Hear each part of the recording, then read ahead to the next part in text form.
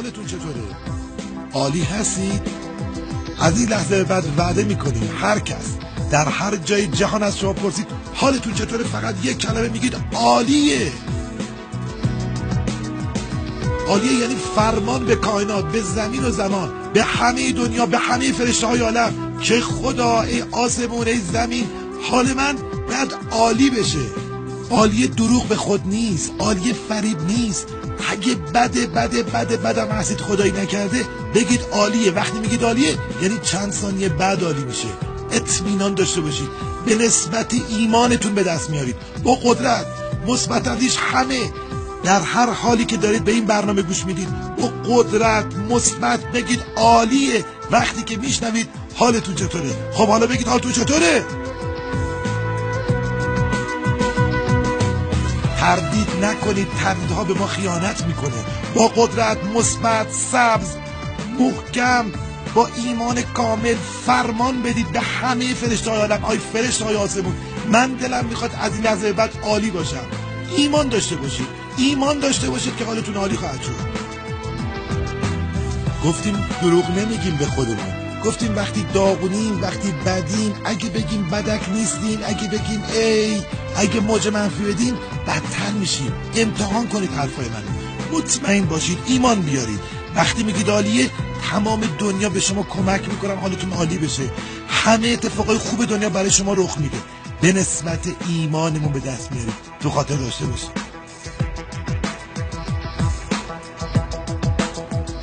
اما در این برنامه 3 راز مهم و بزرگ موفقیت رو تقدیمتون میکنم. اولین راز جادوی اندیشه های مثبت.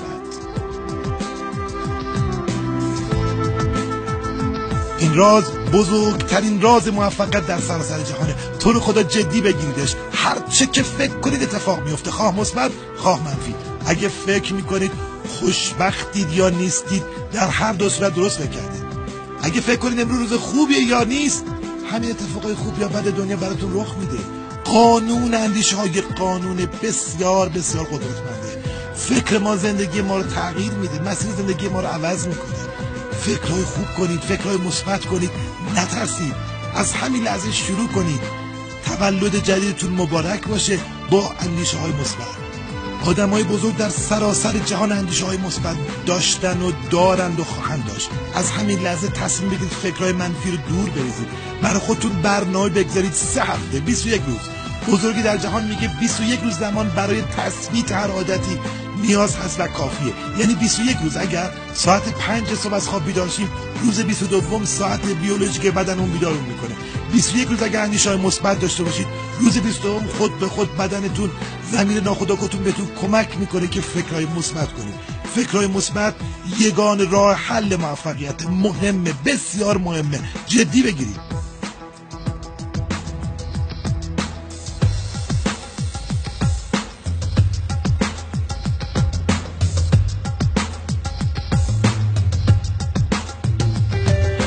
اما راز دومین راز موفقیت، جادوی کلمات. بزرگی در جهان میگه کلام تو عصای معجزه‌گر تو، سرشار از سحر و اقتدار. هر چه به زبان جاری کنی متجلی میشه. همین که میگید خوبه، دنیا تمام کارهای خوبشو برای شما هدیه میده. همین که بگیم عالیه، همه جهان به سمت عالی بودن پیش میره و شما چیزی نیستید جز یک تکه از انرژی جهان که پیوسته اید به کل کائنات، به کل هستی. ایمان داشته باشید. وقتی میگید من عالیم، قدرتمندم، شادابم، سبزم، هر روز از هر لحاظ بهتر و بهتر میشم، همه دنیا کمک میکنن تا شما حالتون عالی باشه. راستی بگید ببینم حالتون چطوره؟ عالیه. دومین راز گفتیم جادوی کلماته. عبارات جادویی تکرار کنید، عبارات که 100% مثبته، مربوط به زمان حاله و باورش میکنید. بگید من خوشبختم، بگید من قدرتمندم، بگید همین الان ثروتمندم. روزای اول امواج منفی اذیتتون میکنه، اما بعد از این مدت اینقدر قوی میشید، اینقدر قدرتمند میشید که هرگاه اراده بکنید از آسمون براتون طلا خواهد بارید. ایشالله که از آسمون برای همتون طلا بباره. اما سومین راز موفقیت، تقدیم به همه آدمای بزرگی که تو جهان منتظر دیگران نمیمونن. راز بزرگ موفقیت انتخاب یک هدفه. شما اگه ندونید کجا میخواید برید چه فرقی میکنه از چه راهی برید. قسمتی از قصه آلیس و سرزمین عجایب رو تو خاطرتون بیارید. یه قسمت قصه آلیس به گربه میگه حالا از کدوم راه برم؟ گربه میگه کجا میخوای بری؟ آلیس میگه نمیدونم. گربه میگه اگه ندونی کجا میخوای بری چه فرقی میکنه از چه راهی بری؟ راستی شما کجا میخواید برید؟ اگه دارید رانندگی میکنید یه لحظه فکر کنید که کجا میخواید برید. چه آرزوهایی دارید؟ چه آرمانهایی دارید؟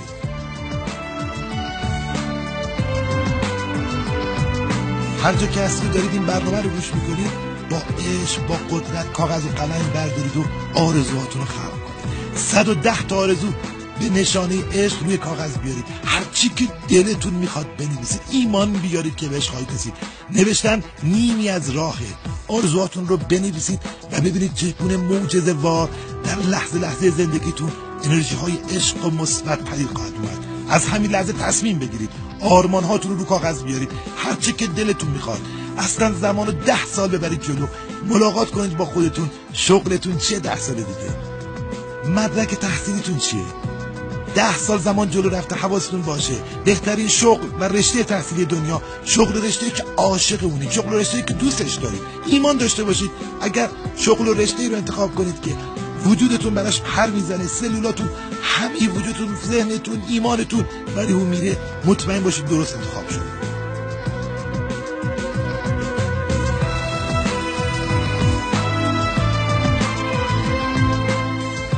سومین هدفی که انتخاب میکنید همه چیزای مادی که تو دنیا میخواید رو لیست کنید. هر چی که میخواید از کوچیک تا بزرگ با همه جزئیات بنویسید، دقیق بنویسید، واضح بنویسید، روشن بنویسید.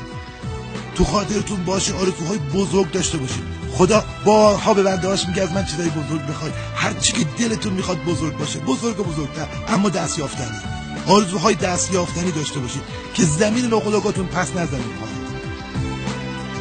معلوم کنید همسر ایدالتون کیه، اونو با تمام جزئیات رو کاغذ بیارید.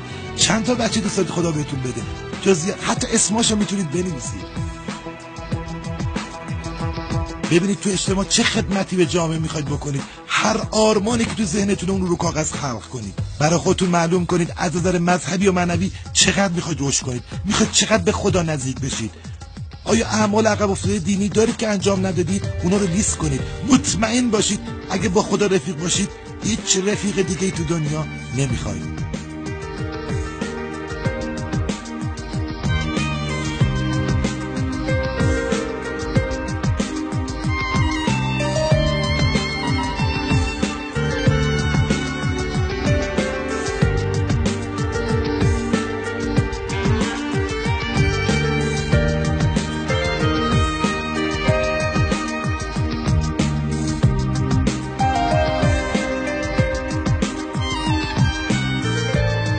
و اما آخرین آرمانی که روی کاغذ میارید سلامتی جسم و روانتون باشه. براش برنامه‌ریزی کنید.